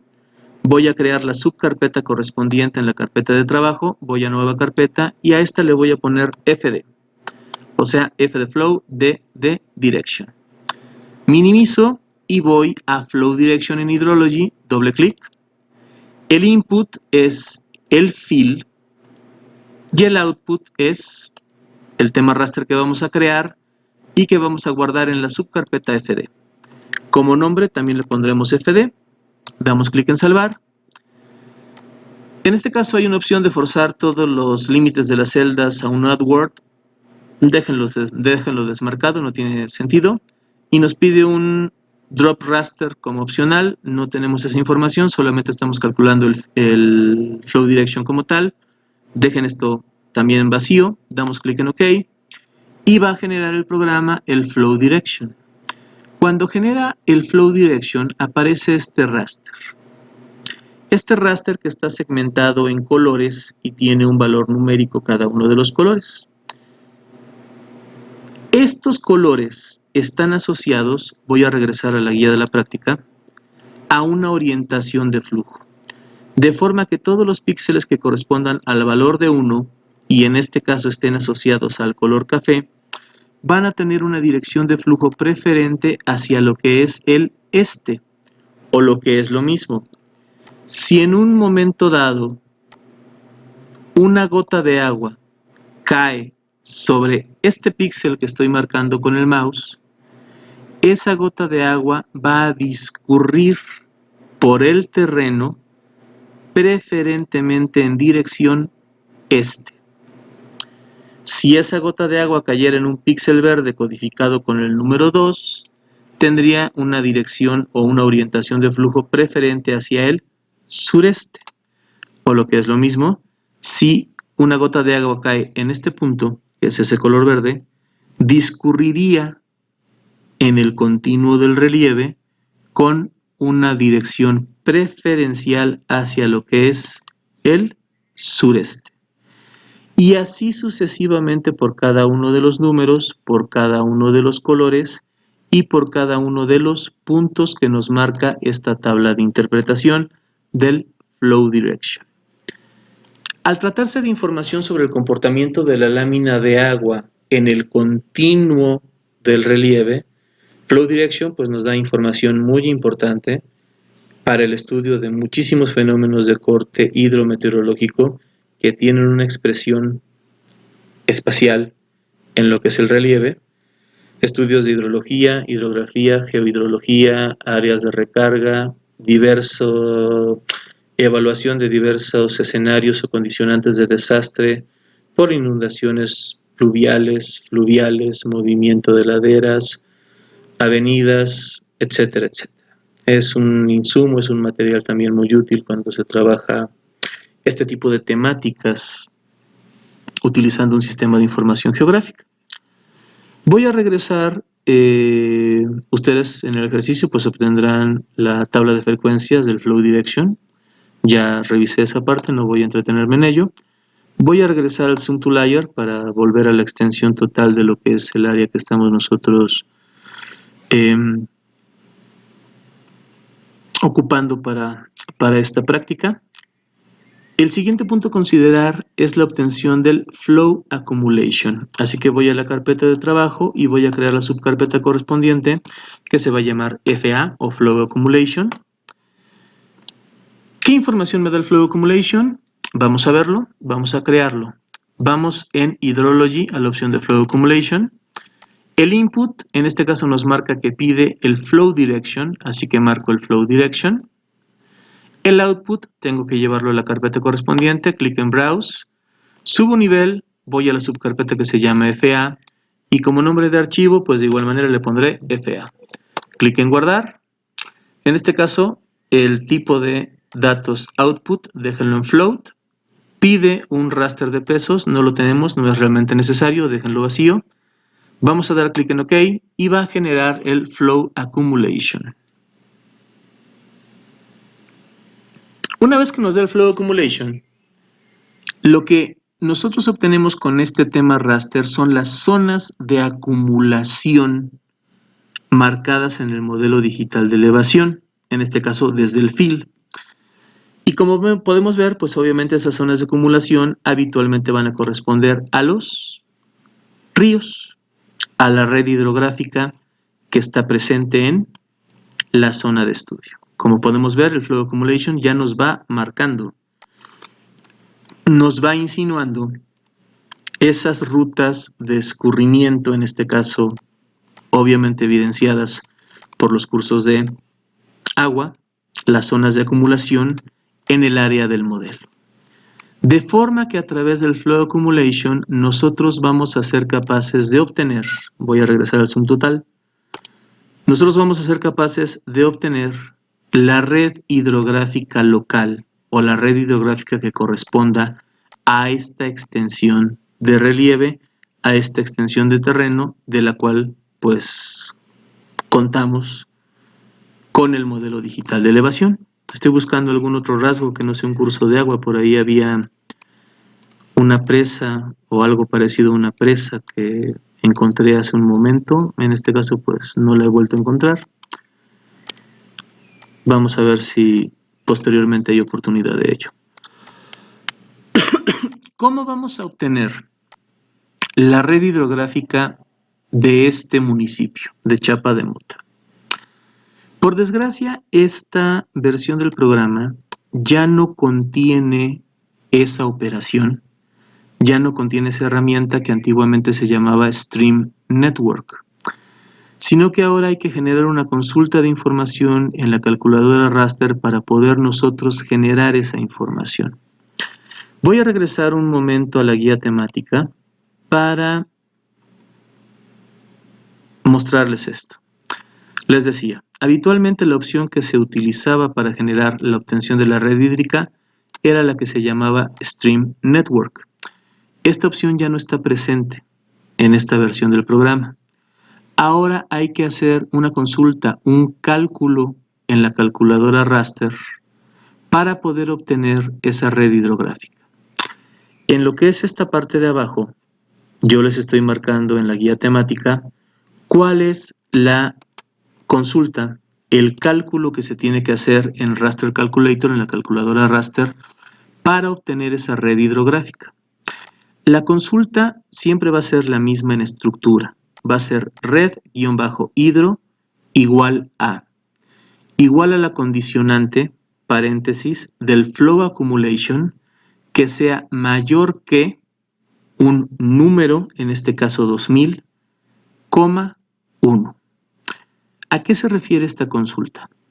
Se refiere a que estamos condicionándole al programa que haga clusters de píxeles o conjuntitos de píxeles. En este caso le estamos mandando un valor que sea conjuntos en Flow Accumulation mayor a 2000 píxeles para integrar una zona de acumulación o lo que sería lo mismo, un rasgo de la red hidrográfica, un curso de agua. Este valor de 2000 no es específico. Este valor de 2000 va a depender del tamaño del raster o del tamaño de la cuenca. Generalmente es un cálculo que se maneja en estudios de cuenca hidrográfica, en estudios hidrográficos ya formales. Así que dependiendo del raster y de la cuenca, ese valor de 2000 nosotros tendríamos que cambiarlo. Si fuera un raster o una cuenca pequeña, pues tendría que ser menor. Si fuera un raster o una cuenca grande, tendría que ser mayor. Por desgracia no hay una regla, no hay un indicador específico respecto a este valor y los diferentes tamaños del raster o de las cuencas que se vayan a manejar. Es realmente un valor que se da, pues digamos, por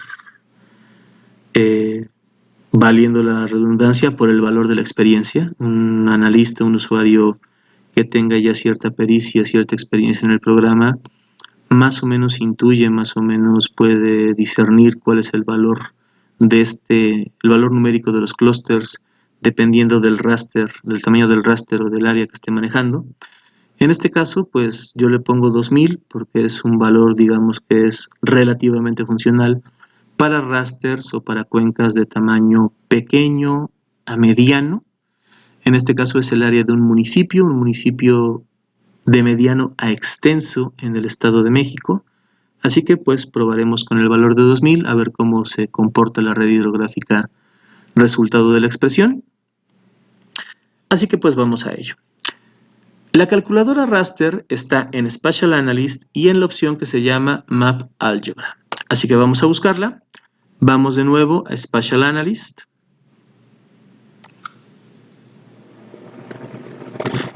Estamos en Spatial Analyst, de hecho.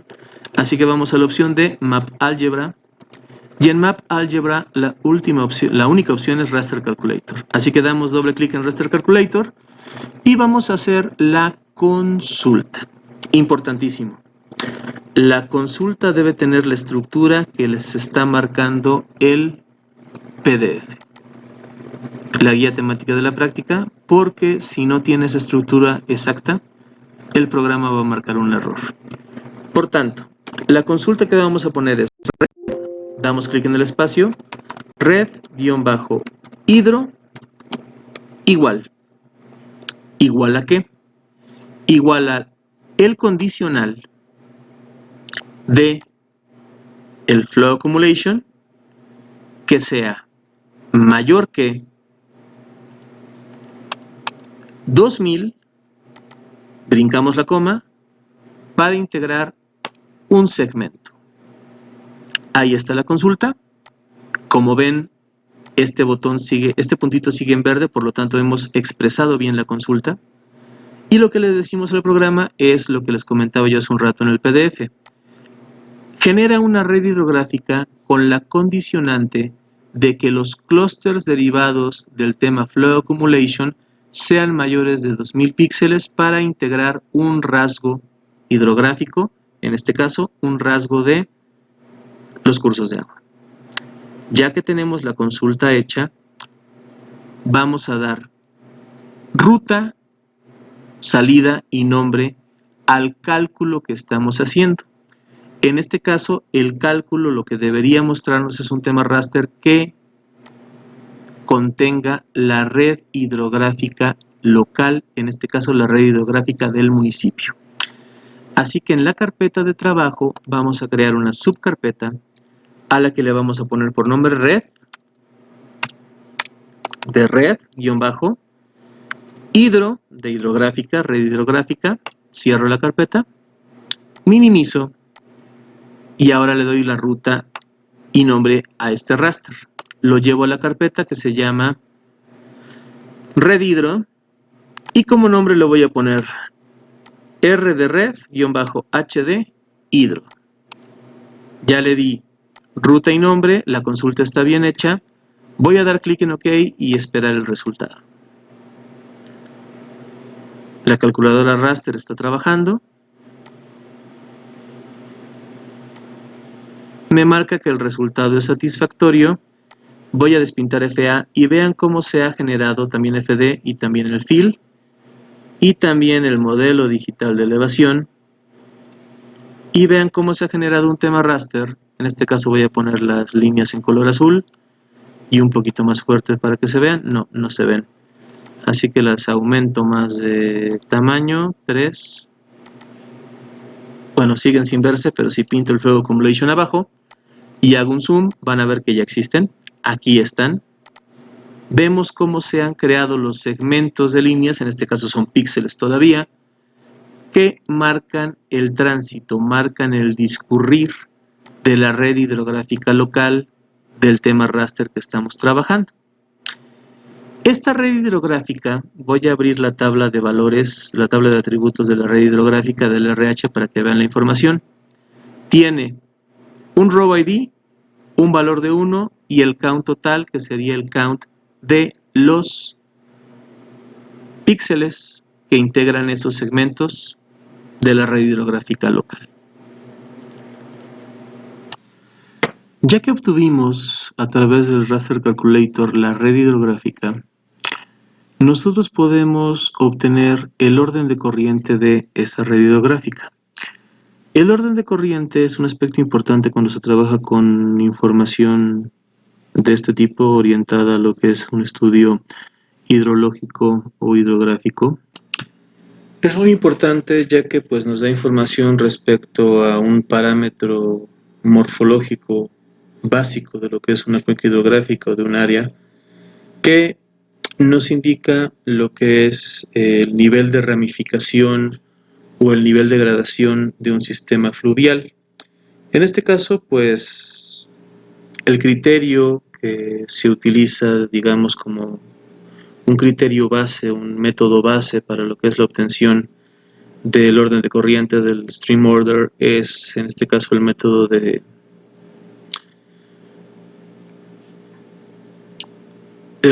Strahler.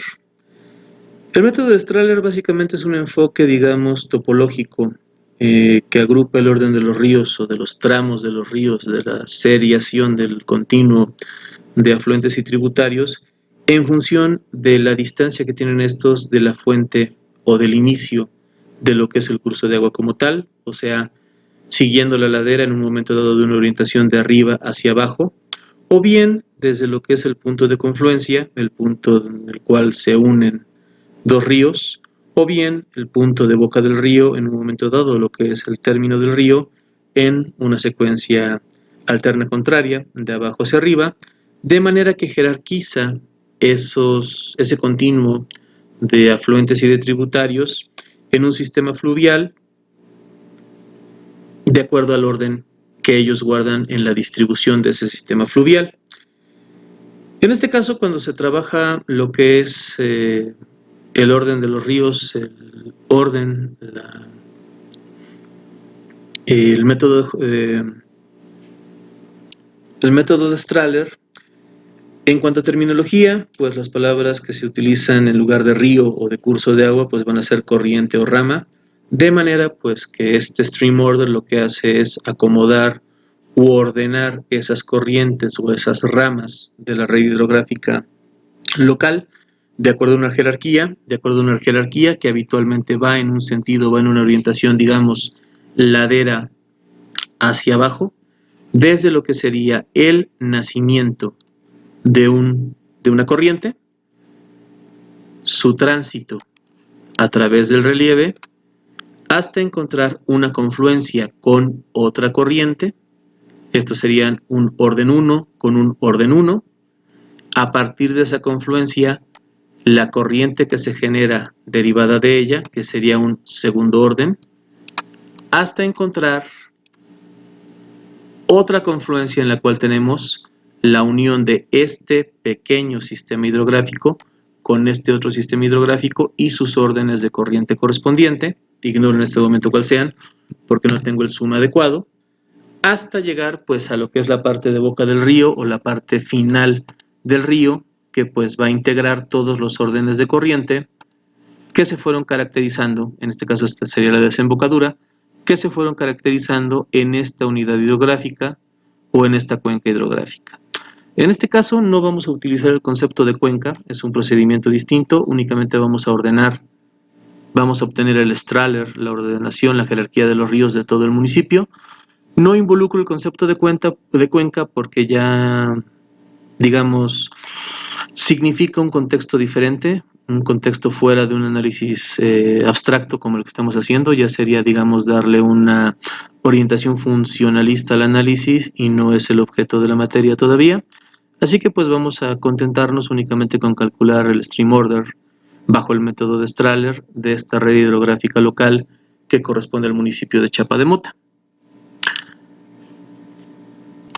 Para poder hacer ese cálculo, necesitamos transformar este tema raster, el tema de la red hidrográfica, a un tema vectorial. O sea, expresar esta segmentación de píxeles que simulan líneas a verdaderos arcos, a verdaderas líneas. Para convertir este RH raster a un RH, a una red hidrográfica vectorial, en el Art Toolbox vamos a la opción de Conversion Tools. En Conversion Tools vamos a dar clic en la opción que se llama Raster to Polygon, llevar información raster a información de polígonos. Nos pide un input raster, que en este caso es RH, el raster de la red hídrica. El campo a considerar es value, déjenlo como tal. Y luego nos pide llevar esto a una ruta de un archivo vectorial. En este caso, los archivos vectoriales no tenemos conflicto con lo que es la estructura de la información, así que podemos dejarlos en la carpeta general de trabajo. Damos clic en el Browse, nos vamos a la práctica 8 y le vamos a poner el mismo nombre, RH, o sea, red hidrográfica. Lo salvamos como un objeto de clases, damos clic en OK y dejamos la opción, en este caso, de... Cometí un error, disculpen. Es en la opción de Conversion Tools, From Raster, es Raster to Polyline, raster a polilíneas. Doble clic en raster a polilíneas, el input raster es RH, el campo es value, la generación del archivo es la misma, la vamos a poner como ruta la carpeta general de trabajo y como nombre del archivo R-H. En este caso pide un background value, déjenlo en 0, la longitud mínima también déjenla en 0 y dejen marcada la opción de simplificar polilíneas. Es raster to polyline, el input es RH raster, el campo es value, el output es rh.shp y dejen la opción de simplificar polilíneas. Den clic en OK y va a transformar esa red hidrográfica en raster a una red hidrográfica, como vemos aquí, ya vectorial. Esta conversión que hicimos de la red hidrográfica local raster a un tema vectorial es para efectos de comprobación ya al momento de obtener el orden de corriente en el método de Strahler. Vamos a obtener ese orden de corriente en el método de Strahler. Así que para ello vamos a ir a la carpeta de trabajo y en la carpeta de trabajo vamos a crear una nueva subcarpeta que va a tener precisamente ese nombre, Strahler. En esa carpeta guardaremos el raster resultado del orden de corriente del método. Volvemos al programa, regresamos a la opción de Hydrology y en Hydrology vamos a encontrar la opción de Stream Order. Así que damos doble clic en Stream Order. Nos pide un Input Raster Stream, en este caso es RH. Nos pide el input del Flow Direction, así que marcamos el Flow Direction que creamos hace un rato. Y luego tenemos que darle salida, ruta y nombre a el tema raster que estamos nosotros generando. Así que vamos a la subcarpeta Strahler y como nombre al raster resultado le ponemos exactamente el mismo, Strahler. Pregunta el método, en este caso hay dos, Strahler o Shrift. Vamos a trabajar con Strahler, dejamos Strahler, damos clic en OK. Y ahora ha generado un tema raster, voy a borrar tantito el vectorial de la red hídrica, que divide esos segmentos de la red hidrográfica en un orden de corriente. Cada orden de corriente está evidenciado por un color. Vemos, por ejemplo, que un primer orden de corriente está en este color entre gris y café, que corresponde a los primeros segmentos, a las primeras corrientes de la red. Un segundo en color azul, donde encontramos las primeras confluencias de esas corrientes. Un tercero en color verde, donde encontramos ya las confluencias de las corrientes que corresponden al orden 1 y al orden 2. Y un cuarto color, color naranja, donde encontramos ya la confluencia de las corrientes que corresponden al orden jerárquico 1, más 2, más 3. En este caso, el 4, el orden de corriente 4, marcado con color naranja, sería nuestro orden de corriente superior. Vamos a convertir este Strahler, este archivo raster, en un archivo vectorial para poder hacer la sumarización de los diferentes órdenes de corriente. En este caso vamos a sumarizar, yo creo que lo más probable sea por longitud, tal vez, o incluso nada más por el mismo orden de corriente. Vamos a ver qué es lo más sencillo de hacer. Vamos a convertir este Strahler en un tema vectorial para poder hacer la sumarización, que sería el punto final de la práctica. Algo muy importante, voy a abrir la tabla de atributos de este Strahler raster y veo que tiene 3 columnas, el row ID, el value y el count. El value es la categoría o la clase o la columna de información que contiene el orden de corriente. Así que este será muy importante al momento de transformar o de convertir esto de raster a vectorial. Cierro la tabla, vuelvo a lo que es Conversion Tools. En Conversion Tools, from raster, le digo que es raster to polyline. El input es el Strahler raster que acabo de crear. El campo a considerar es value. Y voy a darle salida a la carpeta general de información como un tema vectorial, al cual también le voy a poner el nombre de Strahler. Doy clic en salvar. Me dice que Strahler ya existe porque existe la carpeta. Que si quiero reemplazarlo, pues le digo que no. Le voy a poner Strahler-B, o sea, Strahler vectorial. Salvo, ahora sí ya se lo traga. Y lo dejo como un background value de 0, la distancia también mínima de 0. Y marco la opción, dejo marcada la opción de simplificar polilíneas. Doy clic en OK y voy a esperar a que genere ese tema vectorial. Ya lo ha generado, borro el raster. Y aquí tengo el tema vectorial, lo llevo a Sum to Layer, y si abro su tabla de valores, voy a ver reproducido ese value de 1, 2, 3 y 4 en la columna que se llama Grid Code. Aquí veo como en Grid Code tengo 1, tengo 2, voy bajando, no me ha aparecido el 3, aquí tengo 3, y también tengo 4. La conversión de información raster a vectorial en este punto es importante. ¿Por qué? Porque de tener una versión simplificada en el tema raster con 4 clases de información y un valor de count, en el caso del tema vectorial ya tengo cada uno de los segmentos de arco, de los segmentos de línea que describen esa red hidrográfica local, esas corrientes, como un arco o como una línea como tal. Me marca que tengo 904 registros, o lo que es lo mismo 904 arcos o líneas, o lo que es lo mismo 904 segmentos de corriente, cada uno acomodado de acuerdo a su orden jerárquico que va del 1 al 4.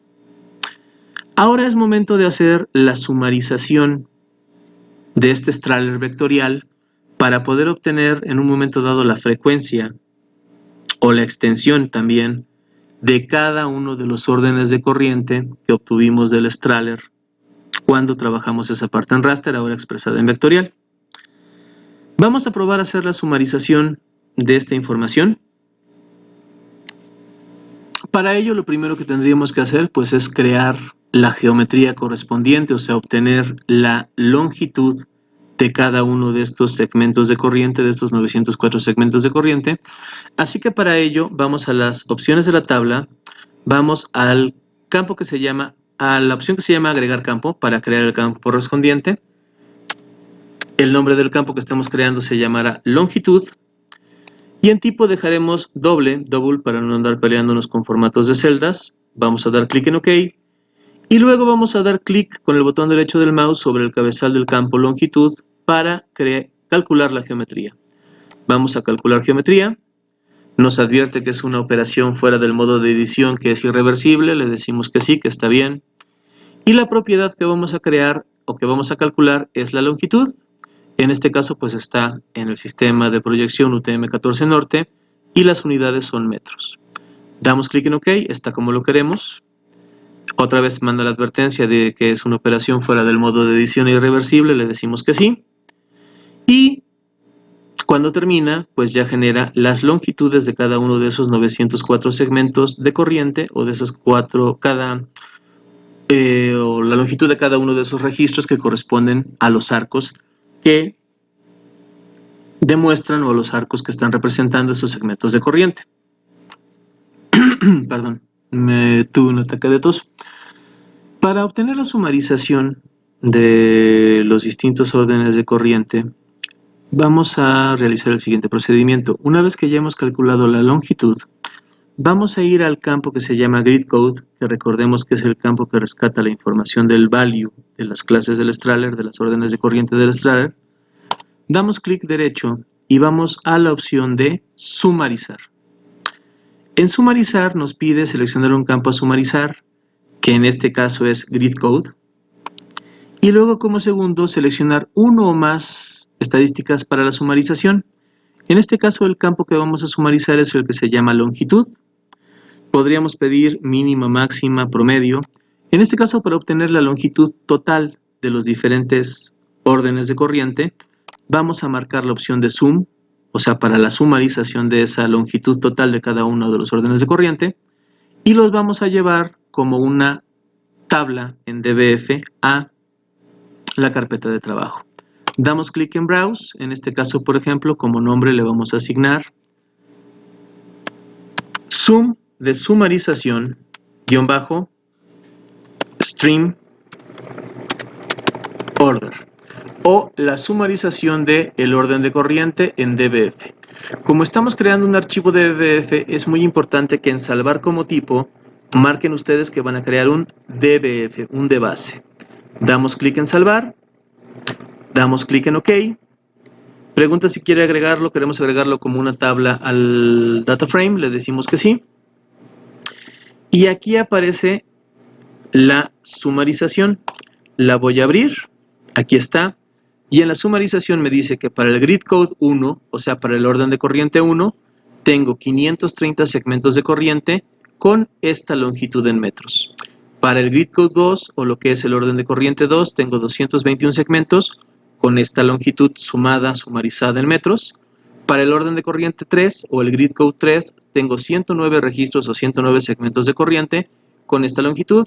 Y para el orden de corriente 4, tengo 44 segmentos de corriente con esta longitud, 19.068.60 metros, obviamente no cuadrados, metros lineales. De esta manera, pues hemos obtenido la sumarización del stream order, del orden de corriente, y con ello hemos concluido pues lo que es la guía temática de la práctica. En un momento dado aquí en la guía temática pues les puse kilómetros, yo lo calculo en metros, discúlpenme. También se puede obviamente calcular en kilómetros, ustedes calculenlo en kilómetros en un momento dado también. Con esto pues hemos cubierto ya todos los puntos de información de la guía temática de esta práctica. Únicamente pues me queda volver a manifestar mi deseo, mi voluntad, mi mejor voluntad, porque todos ustedes se encuentren bien, así como sus seres queridos, sus familiares, sus amigos. Aunque ya están empezando a reabrirse actividades y demás, cuídense mucho. Esto puede significar, insisto, un punto de peligro mayor incluso a la contingencia, al confinamiento completo como tal. No bajen la guardia, sigan con sus medidas de cuidado personal, salgan lo menos posible, pórtense bien en su casa, ayuden a sus padres, ayuden a sus familiares, sean buenos niños, sean buenas niñas.